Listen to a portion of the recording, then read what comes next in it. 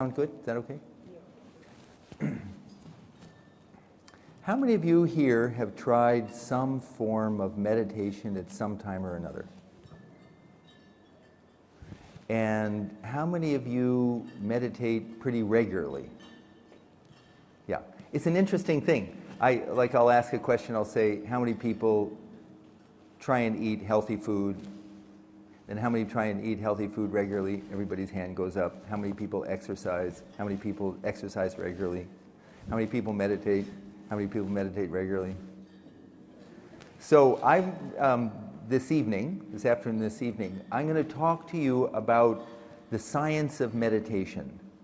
And I'm going to give you an update on where things stand according to brain research and cardiovascular research and behavioral research on meditation in general. And I'm also going to clarify for you recent understandings of that all meditations are not the same.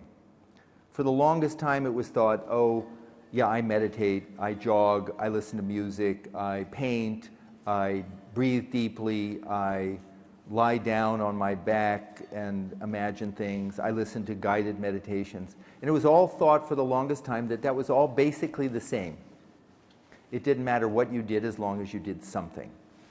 And in the last 10 years, research on the brain and meditation has clarified something that we never knew before. And that is something very interesting. That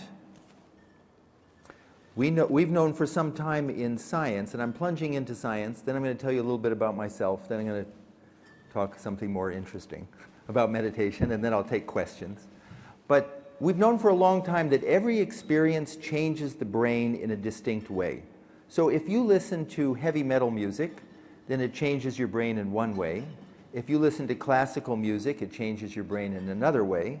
If you watch a romantic comedy, it has a different effect on your brain and your heart rate and everything than if you watch, say, a David Lynch horror film. So it affects our brain in different ways. And so about 10, 15 years ago, researchers started to look at all these different types of meditation, and they wanted to see, well, how does it affect the brain? And how does it affect it? Does it affect it differently? Are the outcomes the same? Does it not matter what you do? And it turns out there are three very distinct types of meditation. And I'm going to get into that in a moment. But I just want to comment on the fact that isn't it interesting right now that when I had you rate how many people have tried some form of meditation, that just about everybody raised their hand. Now, 10 years ago, 15 years ago, what would the response be? Not so much. I have to tell you, I've been meditating I practice something called Transcendental Meditation for 48 years. And I started when I was 81, so no, not.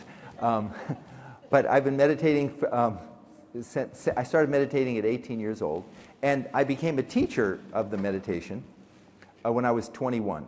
And I had gone to college, I'm a 60s baby, I had gone to college at the University of California at Berkeley in 1968, actually with the idea of going to law school and becoming a US Senator like Bobby Kennedy, because I wanted to change the world. That's what we all wanted to do at that time, and I wanted to make social transformation, and I thought politics was I'd worked for Senator Kennedy, and I thought that was a way to make change in the world. And so I went to Berkeley. I wasn't a druggie, I wasn't a hippie, I wasn't extreme, but it dawned on me that politics was not going to be, for me, voila, a channel for healing the nation. What a surprise. The divisions, that maybe there were another approach I needed to take. What would you like me to do?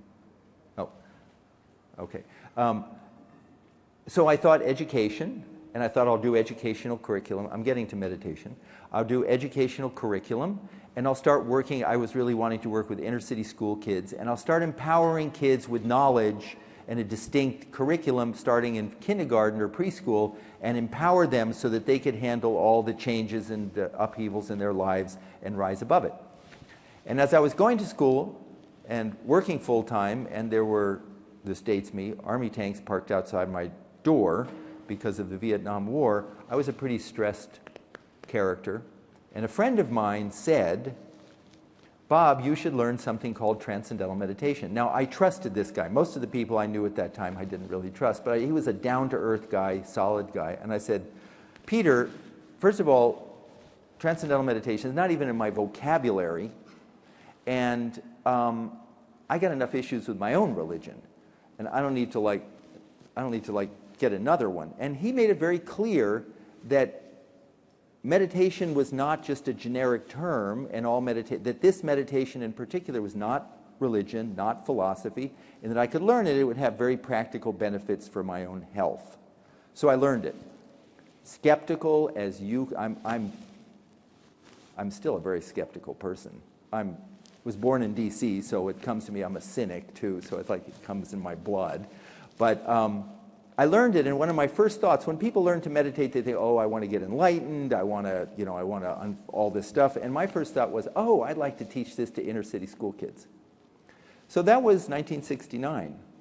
And how times have changed. In those days, if one of my parents' friends asked them, oh, what's your son Bobby doing?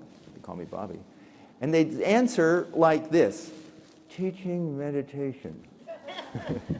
What? Teaching meditation? No one wanted to say the word meditation. Today, it's a new world.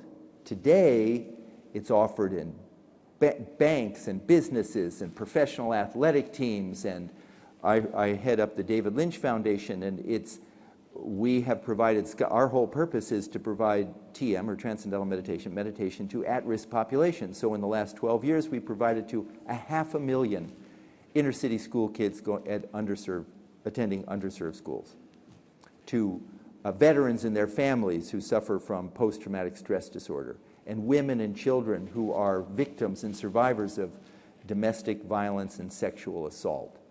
So it's a new world. What has happened? Why are we having a talk? This is called the science and art of meditation. In the past, it would have just been the art of meditation or the woo-woo of meditation. But now it's the science of what happened. And what happened was science. What happened was stress got really bad for all of us. What happened was modern medicine had no pill. I mean, if I have the flu, I can take a pill. If I have an ache in my joints, I can take a painkiller. Or if I go to a dentist and they're going to pull my teeth, I can take Novocaine, thank God. But there's nothing for stress. There's nothing to prevent it. There's nothing to cure it. We mask it all the time. Cups of coffee to get 5 cups of coffee going in the morning, 5 glasses of wine to wind down at night. We manage it with Xanax and Ambien and Klonopin and all these different things. Fine. I'm not opposed to any of that, but it's not getting to the core of who we are and what we are. So the third reason is science. In the last, 40 years with TM, but in the last many years, science has made something very clear, that meditation properly understood and practiced is not, if I may use the term, woo-woo. It's not philosophy. You don't have to become another person to access a mechanism that we all have deep inside to get rid of stress and wake up our brain. We can be the same person, the same religion, the same lifestyle, and just become healthier, happier, and more ourself. Oh. So my perspective talking today is I'm going to talk about these 3 types of meditation, and I'm going to talk about some of the work I'm doing, and I want to show you a video of 3 or 4 minute video of the work we're doing in the Bronx with a really tough public school in the Bronx, bringing what we call quiet time. And I want to go into the mechanics of different meditations, and then I'll take questions, and then at the end, we're going to do there's a lot of guided meditation things that you can get online, and I'm going to teach you 2 things that you can't do. One is a pulse, something new, a pulse form of meditation, and then a simple breathing exercise that you can do anywhere that brings oxygen to your amygdala and helps calm you down. The technique I teach is not a mass meditation. It's taught, it's in a sort of more professional way. You're taught one-to-one with a trained teacher. You have a meditation mentor, teacher. So anyway, I'll get into all that. This sound okay? This okay? Okay. So when I talk about meditation, I like to use an analogy. You're on a little boat and you're in the middle of the Atlantic Ocean. And all of a sudden you get huge 30, 40-foot high waves. Just overwhelming. That's 3 or 4 stories high. That's big. Huge waves. And you could rightfully think, oh my gosh, the entire ocean is in upheaval. Well, the surface of the ocean may be in upheaval, but the depth of the ocean in reality is a mile deep or more. And the surface of the ocean, those 30, 40-foot waves can be mighty turbulent. But that you do a cross-section of the ocean, and the ocean, as I said, is a mile at its depth, pretty darn silent. Pretty darn silent. So the ocean by its nature is turbulent on the surface and silent at its depth. And I like to use that as an analogy to the mind. The surface of our mind is the active thinking mind. The surface of like the surface of the ocean, like active thinking mind. Sometimes kind of chill, sometimes, but just, and I like to call it the gotta mind. Mindfulness, they call it the monkey mind, but I don't think that does enough justice to the gotta. That means, tell me if this, you know anyone. I gotta call him, I gotta call her, I gotta make a list, then I gotta find the list, then I gotta make a new list, then I gotta slow down, but I gotta get going, but I gotta get to sleep, but I gotta get up, and I got to get back to sleep in the middle of the night, but I can't because the gotta mind doesn't stop. Anybody have that? I didn't think so. It's human nature. Mind goes. Maybe not all the time, but we have those times like gotta mind. And it's human nature. I don't care what age, nationality, religion, philosophy. Everyone at one time or another has thought, whew, I'd like to have some inner calm, some inner clarity, some inner ease, just a break from the outer noise, the chatter, just something. And the operative word there is inner. And the question is there such a thing as an inner? And if so, how do you get there? And the goal of meditation, legitimate forms of meditation throughout time, has been to, on one level or another, access or create calm in the mind, right? We think of meditation, we sometimes think, I'd love to be able to meditate, but my mind is so busy. I got a type A on steroids, ADD mind, and I could never calm my mind. Anybody ever have that experience? Calm my mind, clear my mind of thoughts. So now I'm going to return to that point. 3 types of meditations throughout time with the goal of creating calm or accessing calm in the mind. Everybody with me? Okay. I'm writing a book on all this, so I'm sort of like passionate about it. The first type of meditation is called focused attention. Focused attention. And focused attention is what that is. It's your classic form of meditation, which asks you to calm your mind, stop thoughts, or clear your mind of thoughts. That's very difficult to do. I remember when at the end of a yoga class, before I learned TM, and the instructor said, okay, now I want you all to take 3 or 4 minutes and clear your mind of thoughts. And I remember to this day having the thought, right, then I will create peace in the Middle East, because my mind is very busy. Now, but that type of meditation is actually very good. It's a cognitive training tool. It teaches us to concentrate. And the brainwave signature for that, the EEG signature for that, is something called gamma brainwaves. When they hook you up to an EEG machine, gamma, that's 20 to 60 cycles per second, often with certain types of concentration forms of meditation, often in the front left prefrontal cortex. And that experience of concentration or control of the mind, as I said, it affects concentration, focus. It doesn't really have an effect on the body so much, but what it does is the assumption is, in this type of meditation, that if you want to create calm in the mind, then what you need to do is stop or inhibit the disruptors of calm in the mind. And the disruptor of calm in the mind are thoughts. Just like in the ocean analogy, if you wanted to have a calm ocean, well, let's get rid of the waves, because that's disrupting the calm. So it teaches us to focus and concentrate. There are many meditation traditions like that. So that's the first.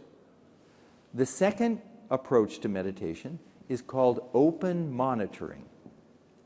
And open monitoring is also what that means. It's an observational tool. So, in open, and how many of you have tried some forms of mindfulness meditation?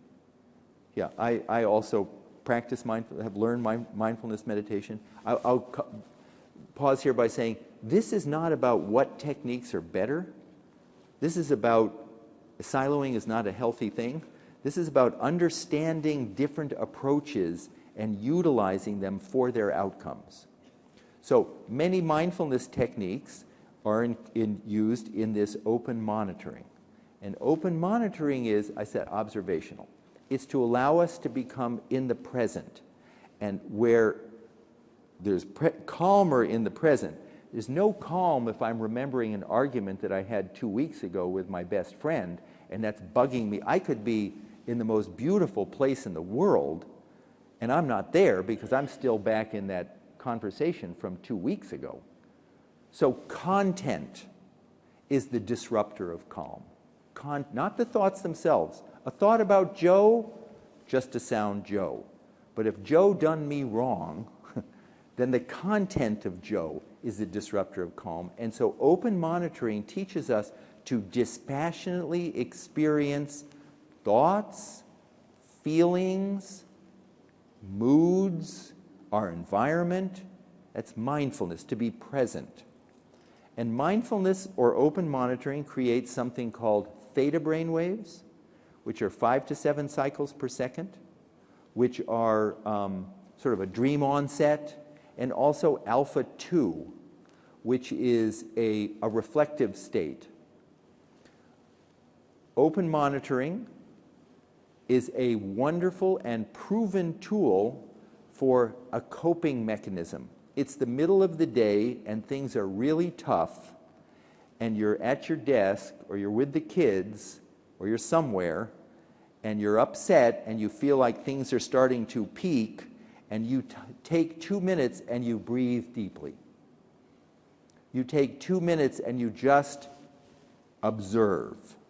And what that process does, dispassionately disengaging from the emotion, is it helps bring calm to the moment.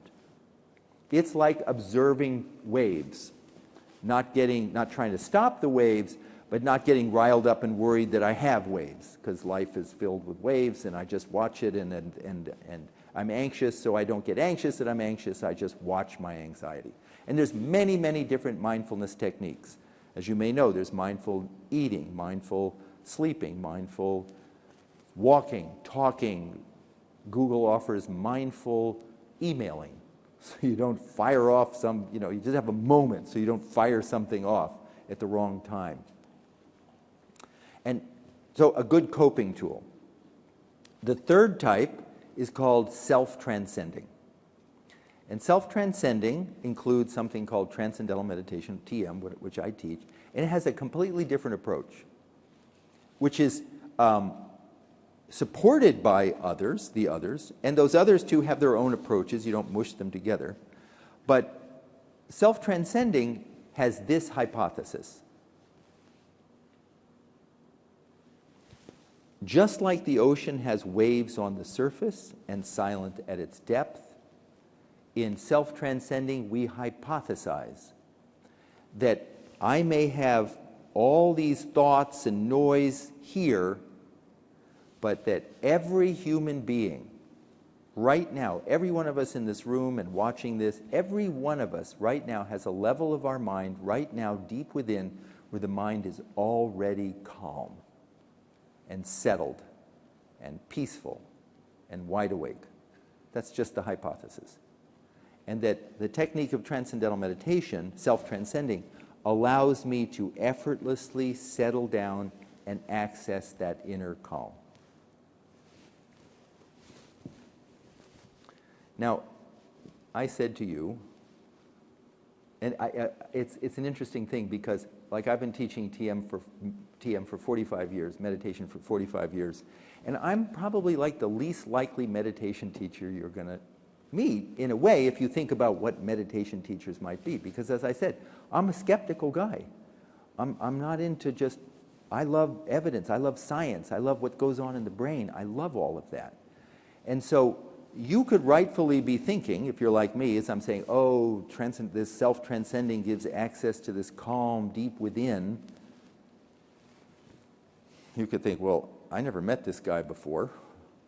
It's a nice, this guy Bob, it's a nice vision, nice idea, almost poetry. But how do I know that's really happening? How do I know that's really something substantive is taking place? Because I'm a busy guy. I don't have time to waste imagining things. It's a fair question. How do I know that I'm actually accessing something deep within, a silence deep within, that exists? And the answer, fortunately, comes from science. Because we know from science our mind and our body are absolutely, not just intimately connected, in some regards, one. If I'm anxious in my mind about something, what's my body like? If I'm exhausted in my body, just long days, and I get home and my partner cannot wait to have a long heart-to-heart talk about really important things, and I just want to just collapse because my mind goes when my body is exhausted. So one to one. So if during self-transcending, your mind is actually settling down to this and accessing something we maybe didn't even know we had, a field of inner calm and unboundedness, and they call it, the ancient meditation texts use big word, pure consciousness, and all the big words, poetry. If I'm doing that, it's got to show up in my brain, it's got to show up in my respiratory system, my cardiovascular system, my digestive system, in a very marked way. And that's the case. So I'm going to take a few minutes to talk about that research, and then I'm going to take your questions. Okay? Is this interesting? Yes. Okay. Because it's interesting to me because I'm writing the book, so it's like I'm into it.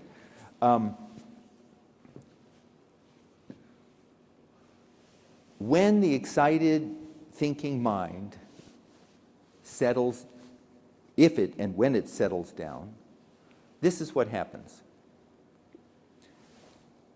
Your body, as measured by oxygen consumption, gains a state of rest within 20 minutes, in many regards deeper than the deepest part of deep sleep, like that. But it's not a hypnosis sort of a thing. It's just a million times easier than just trying to get to sleep. At will, body gains a profound state of rest. Cortisol levels, which are, cortisol, that's the bad thing. That's a hormone that's secreted by the adrenal glands, which sit on the kidneys when we're anxious. And then if my adrenals secrete cortisol, then I get more anxious, and then I secrete more cortisol, and then more anxious, and then it's like, it could be a panic attack, or it seems that way to my partner. Why are you always so uptight? Just relax. Meanwhile, I've got like a ton of cortisol in me. And If we get a good night's sleep, cortisol levels may drop 10 or 12%. And in 20 minutes of TMs, research conducted a long time ago showed that cortisol levels dropped 30 to 40%. Significant reductions in cortisol levels. An increase in serotonin, which is the so-called happiness neurotransmitter. When we're depressed, sometimes we take antidepressant medication, which is a synthetic chemical-based serotonin equivalent to that. When we sit and meditate, serotonin levels go up. When a person suffers from high blood pressure, because in that deep rest, your body gains this deep rest, people with high blood pressure goes down and stays down afterwards. But here's the thing that's most interesting to me, and hopefully you. There's a brainwave pattern called alpha 1, which is 8 to 10 cycles per second. And that is a state of deep inner wakefulness, like bottom of the ocean, deep inner calm, wakefulness, and yet we're wide awake. Restful alertness, they call it. And it's a rare brainwave signature. And when the mind settles down during TM, the whole brainwave pattern shift to that alpha 1. But more interestingly, all the different parts of the brain begin to function coherently. So they call it, the technical term is global EEG coherence. So you've got this calming, soothing spreading of this alpha in your brain, and the whole brain begins to communicate. All the different parts of the brain begin to communicate with each other. And there's something called neuroplasticity. Heard that term? The brain is malleable. They say you can't teach an old dog new tricks, but you can teach human beings new tricks, because if you give the brain that experience on a regular basis, they say the neurons or brain cells that fire together, let's say during transcending, wire together afterwards. So when we're sitting in meditation and all the different parts of the brain are communicating, and then there's this coherent EEG coherence, afterwards I'm using more of my brain throughout the day. I want to show you now, this is sort of my first love, which is the work that we're doing to bring this meditation to at-risk populations. And this is a little 4-minute video. The program is called Quiet Time. It's in public schools and private schools and charter schools. And I'll introduce it to you just to show you.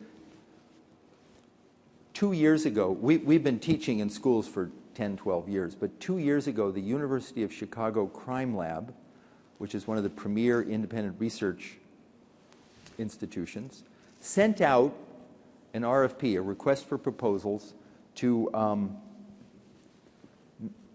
organizations in Chicago saying, we have an epidemic of violence in Chicago. Too many, you know this, deaths. Do you have anything that you can do, that you can offer, that can reduce the violence, particularly among the young, the anger, the stress, the violence? So 220 organizations submitted proposals, and the David Lynch Foundation was one of the 220. And we offered to bring meditation to 3 of the toughest schools where the most violence was happening in Chicago. And they accepted our proposal, and they gave us $300,000 to do a 2-year study. First year, money was for the first one, so first year, 2-year study. Our teachers went into the schools, taught the kids, stayed in the schools. They're like big brothers, big sisters, made sure they meditated. The results were so significant. This year, the Crime Lab gave us $1 million. And for next year, the budget is $2.6 million. And they want to expand it from Chicago to New York to Washington, D.C., and ultimately make it available. Because if we can show the video, you'll see why.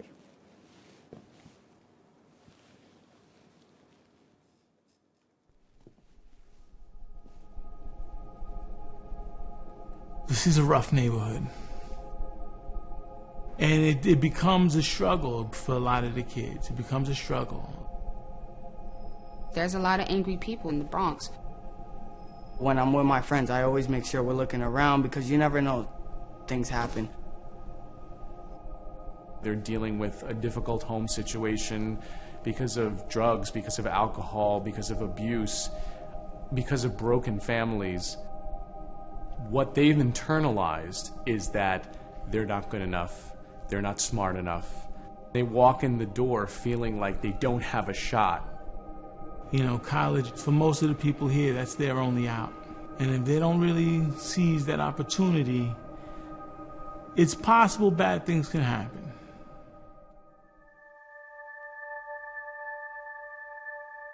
I was seeking tools to help students deal with the realities of their social emotional life, their mental, physical changes as a teenager, and all of the demands that we were putting on them academically. And one of my teachers came to me and said, hey, there's this thing about teaching kids meditation.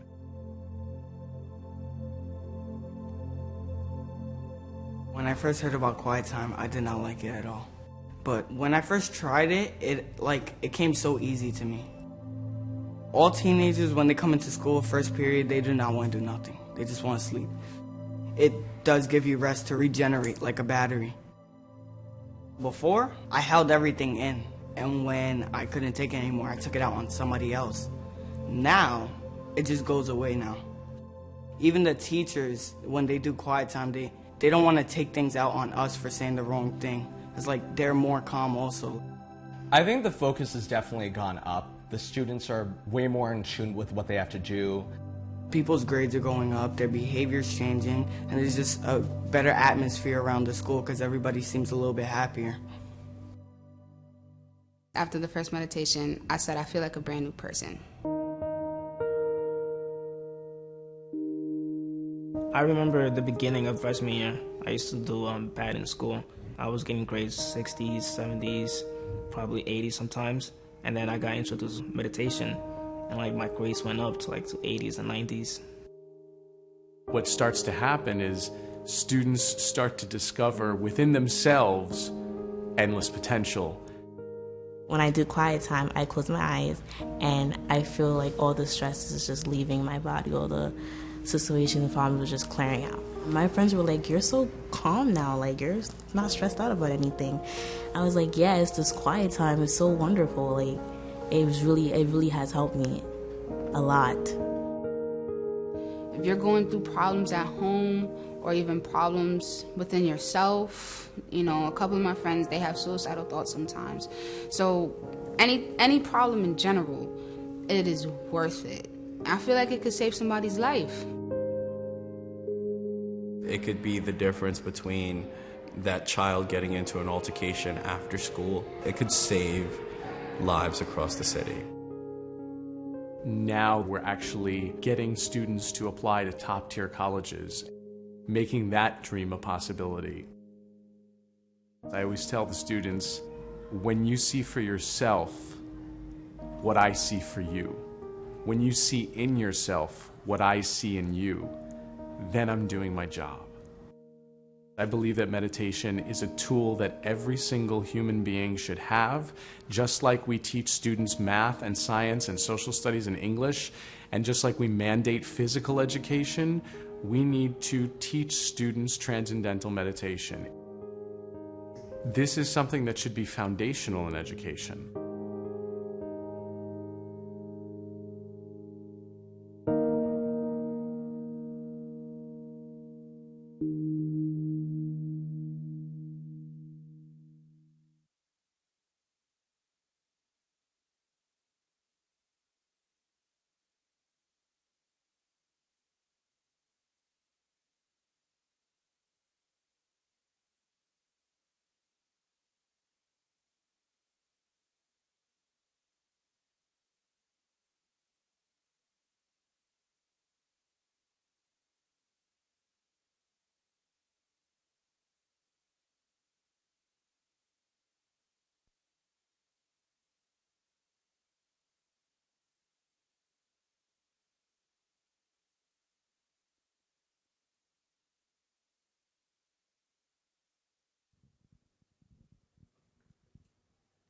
Don't run. It's okay. We're good.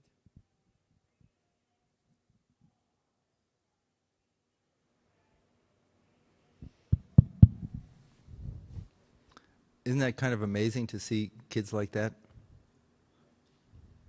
Alex was just saying it's too bad, woman right there, lovely woman right there, saying too bad we couldn't bring it to New Orleans. But we want to bring it, David Lynch Foundation wants to bring it everywhere. It's a tool. It's just a tool. It's not anything you got to believe in. It's like just stripping away the misunderstandings of what meditation really is. It's gotten so cloaked in philosophy. This is my opinion. Philosophy, way of life, all that. And only for certain types of people. And it's for all types of people. So I'd like to take some questions now and see what is on your mind.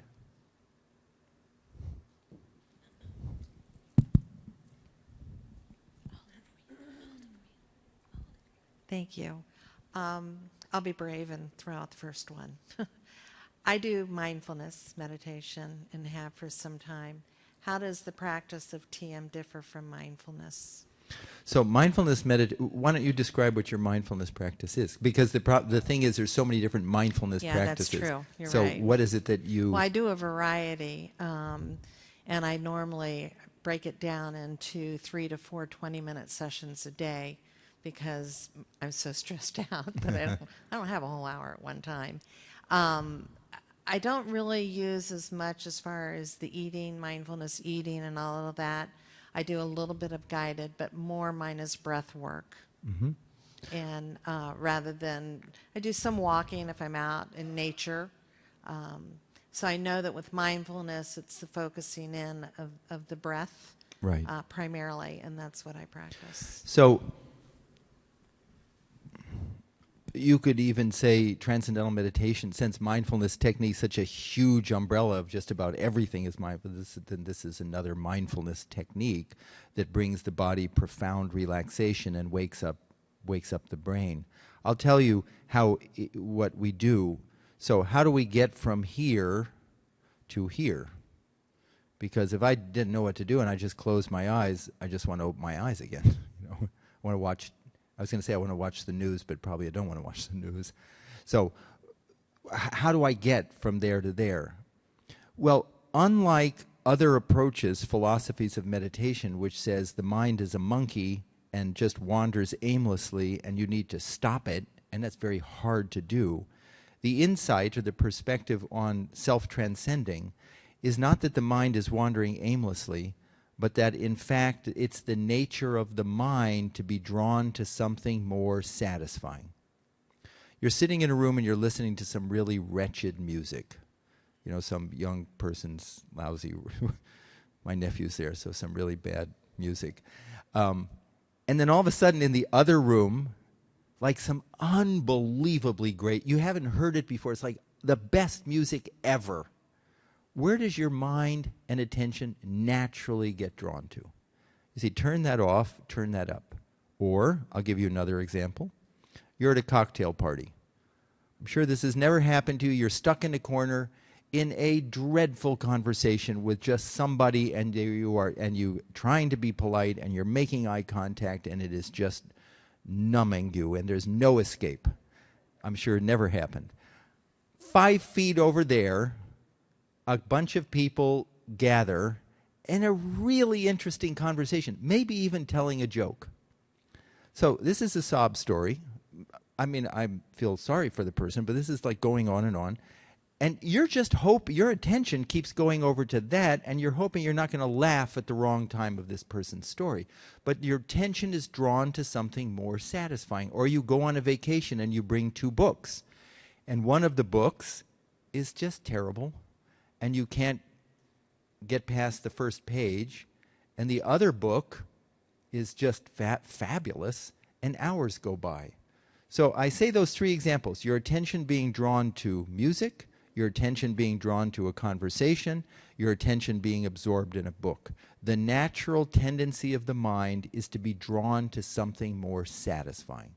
It's a hypothesis. Inside, if there is an inside, if we actually have this calm, this reservoir of energy, creativity, intelligence, and it's already there, and I don't have to believe in it, and I don't have to force it, and I don't have to whip my mind into shape. It's just there. If it's there, we could think, that would be a pretty nice place. That'd be a pretty nice experience, my own quiet self. So in Transcendental Meditation, in this type of mindfulness, Transcendental Meditation, we learn how to give the attention of the mind in inward direction. Instead of always looking for the happiness outside, oh, that job's going to make me happy, that relationship's going to make me happy, that house is going to make me happy, that vacation's going to make me happy, that concert's going to make me happy, that new watch is going to make constantly. The problem is those happiness just keep changing. I don't look like I did years ago. Relationships change, jobs change, everything changes. And so that desire for happiness, we keep looking for it because it's built in. But inside, if there's an inside, it's always there. That's the hypothesis. My own self. And in Transcendental Meditation, you get what's called a mantra, which is a word or a sound that has no meaning. Because if you had a meaning, then you're just stuck up here. And you're taught how to use it, not concentrate on it. Not like a hammer pounding a nail. How to use it just as a catalyst. What's your name? Elaine. And without any effort, Elaine, no pushing, no shoving, no expectation, without any effort, literally like that, your attention just is drawn inward, settles down. And as your attention, your excited mind settles down, your body gets this deep rest. And people sometimes say to me when they hear me describe that, and they say, oh, Transcendental Meditation, source of thought. They say, well, how do you do it for 20 minutes? They say, how do you know when your 20 minutes are up? I say, you look at your watch. You're not going someplace. It's just going from a heated, excited, we know, oh, that kid's a hothead. He's boiling over with rage. The mind can be like that. And we also know, oh, cooler minds will prevail. She's cool, calm, and collected. And the body is relaxed. So what this meditation does, different than observational mindfulness techniques, is it says, okay, the waves are there. I don't have to bother with them. I'm just going to experience the source of the waves. I'm going to experience the source of thought. And as I said at the beginning, I am a strong advocate. I'm against the siloing. Oh, I do mindfulness so I don't have to do this. Or I do vipassana. Anybody do vipassana meditation? Yeah, I do vipassana. Great. I do vipassana meditation. I'm certainly not going to do TM. No. It's a big world out there. It's getting more stressed, more intense. And there's different tools in the toolbox. And I think learn them, see what works for you, and incorporate them in your life. But I as a science guy, there should be evidence that it's useful one way or the other. Did that answer your question, Ish? Yeah, I hear it to be more redirection rather than an acceptance without judgment. Yeah, or she said it's a redirection rather than an acceptance without judgment. As a matter of fact, once the redirection, if you call it that, once we settle down and you get to Alpha 1, then afterwards our whole life is lived in more and more of that mindful state. Yes? Thank you. Yeah. I have one question for you. What happened in Chicago? Was it just like these kids had 10, 20 minutes of quiet time? Is this all what happened to? Yeah, what they did is one more yeah. question. What happened in the Chicago schools, and it's now happening in many other schools, and we're going to start here in Washington, D.C., is the crime lab is doing a randomized controlled trial. And they're matching kids in, okay, so you take 100 kids from the junior class, and they all sign up to learn to meditate, and then so they all have the same desire, and then you randomize, half get to learn to meditate, half don't. And then what you do is, in the schools, we establish something called quiet time, which means the beginning of the school day, the whole school is quiet for 10 or 15 minutes, which is a shock to walk in and just that. And during that quiet time period, the student has the choice. It's nothing mandatory. They could meditate, they could do silent sustained reading, or they could even nap. But the experience and they're all given a choice. And most of the kids want to learn self-transcending. They want to learn it. But the experience is so satisfying that like 90% of the kids do that. So they do it at the beginning of the school day, and they do it at the end of the school day. And what they're doing is they're measuring academic performance, suspensions, expulsions, graduation rates, dropout rates. Here's one for you. Are the kids happier? So yeah, big one, actually. So many kids are so stressed out of their minds that, and we know that with our own kids. They can't handle it. So that's how it was done. Did that answer your question? Yes. If I'd like to read more about this topic, if you want to suggest us one book to read, what book do you suggest us? There's a book called Supermind by Dr. Norman Rosenthal. Supermind. He's a Georgetown University Medical School psychiatrist. Also, you can go to davidlynchfoundation.org, and you can see videos, and you can see the research of what we're doing there. But Supermind. Other questions? Yeah, 2 more questions.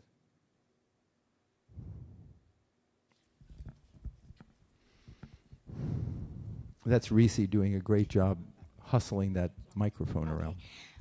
Yes, is the Alpha 1 brain state that you access with transcendental meditation related in any way to the concept of flow that professional athletes describe?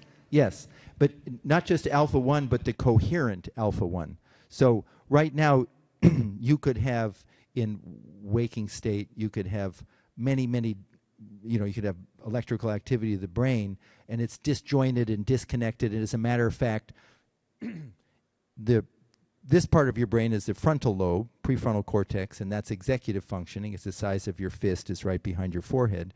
The amygdala is your fear center. And what happens when we're stressed is the connections and the relationship between communication between the front of the brain, it goes offline. So the front of the brain goes offline, and what takes over is the amygdala, the fear center. Now I'm overreacting to everything.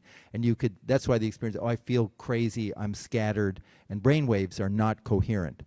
In the flow state, or in the athletes called the zone, where there's an inner calm in the midst of all the stuff coming at you, that's that Alpha 1. And what's nice about the meditation is it's not just a random time. I'm a big sports guy, and some of the greatest athletes, they talk about moments where they're in that flow or that zone, but they don't know how to get it back. And the purpose of meditation for thousands of years was not as an escape from life. What was to bring the benefits of meditation, which is that flow or that coherence or that equanimity, into your life for the other 23 hours. One more question. Did that answer your question? Okay. I always want to be sure, because someone asks a question and I think I answered it, and then they're going, what is he talking about? So, last question. And then I can talk afterwards. Yes?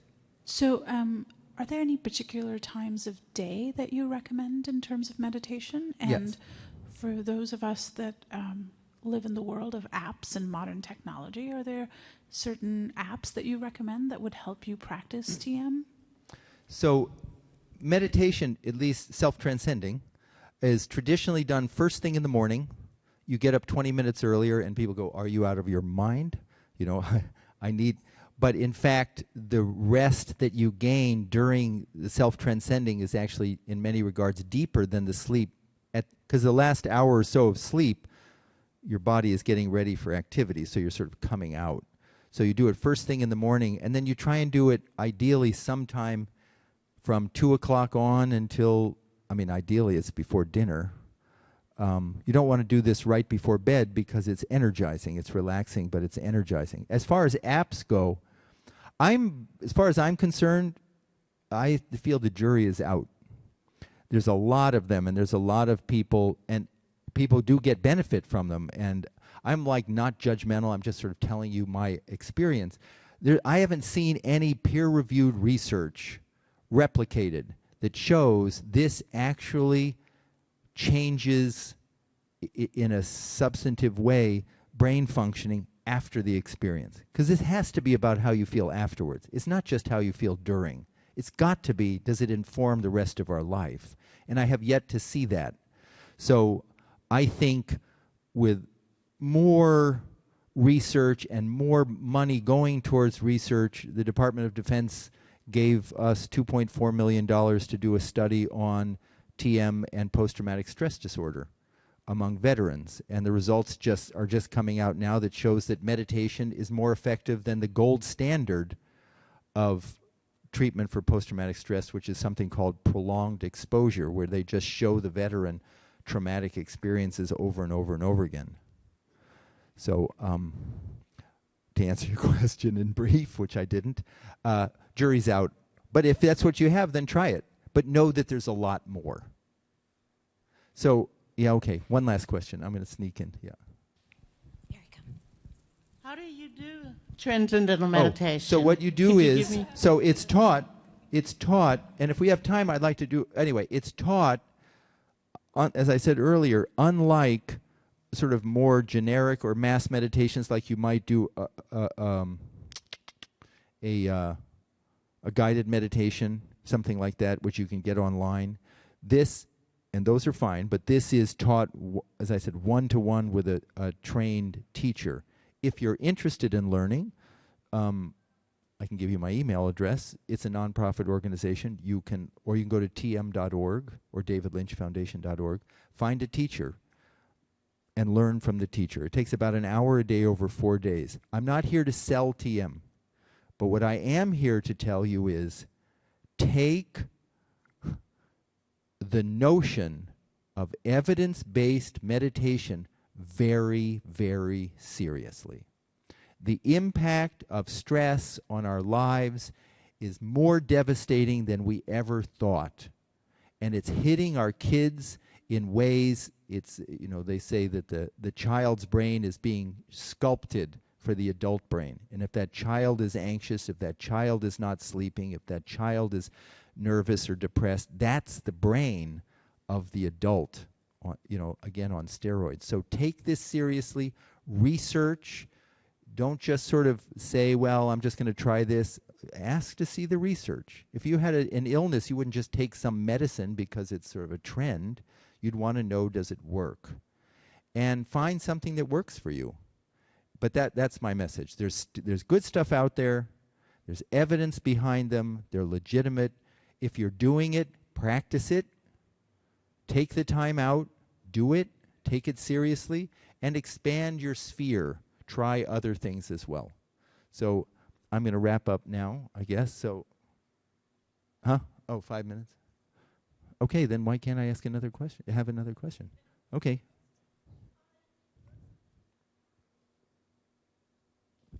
I first heard about TM about 30 years ago. I took a class at the 90th Street Y in New York. I'm a transplant, so I've been here 27 years. And I just want to know if the basic science or if it's changed over the years, the whole science of has TM. the technique now Technique. I'd have to know more. The question is she learned, what's your name? Janet Janet said she learned TM at the 92nd Street Y in New York 30 years ago. I would want to know more, because then and now a lot of people saying, I'm teaching TM, and it turns out it's not. But if it is, then it's the same meditation taught the same way with just more research than we've ever had before. Yeah. Nothing has changed from that. Another question? So let's just do this. This is like not meditation, but you're here and we're going to do something. This is the simplest breathing, and for those of you who do breathing techniques, but this is the simplest thing, and I teach it to kids. And that if it works for kids, works for us. So it's just the simplest thing. We're going to do it about 10 times. I'm going to have you breathe in through your nose and fill up your lungs and up into your head. Hold it for a second or two, and then breathe out through your mouth. Just don't do it yet. And the beauty about this it's all simple. I mean, just there's power in simplicity is when we're anxious, we breathe through our mouth. and the oxygen goes more this way. And what takes over, and we breathe short, like that. It doesn't get up into the feed the brain. Oxygen feeds the brain, and it calms the amygdala, the fear center. So there are professional athletes who just sit on the bench, during a timeout or something like that, and no one even knows it, and you can just do it like 10 times. And again, I want to make the point, this is not the power of authentic meditation. It's just something that I wanted to do. Okay? So we're going to start. I want you to just breathe in, just slowly, comfortably. No, nothing. You can have your eyes open or closed. It doesn't matter. Fill up your lungs. Up into your head. Hold it for a second or two, and then out just gently through your mouth. Your lips barely open. Just. And let your lungs empty, and hold it for a second. And then in through your nostrils.